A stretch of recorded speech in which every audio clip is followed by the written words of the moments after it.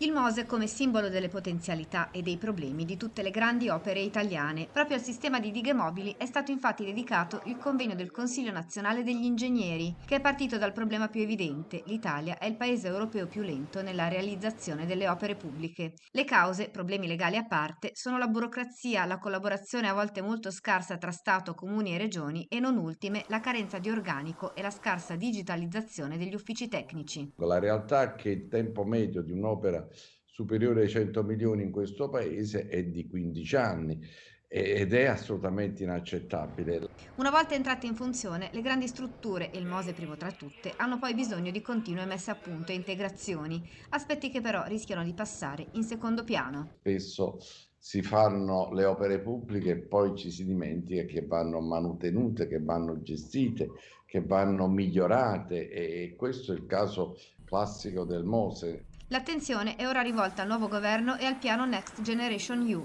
che mette a disposizione dell'Italia più di 200 miliardi proprio per il potenziamento delle infrastrutture. Credo che il momento sia importante, ma lo è se si affrontano i nodi irrisolti. Se è così, siamo di fronte a una svolta epocale, altrimenti la cifra che verrà dall'Europa non sarà spesa nei tempi previsti.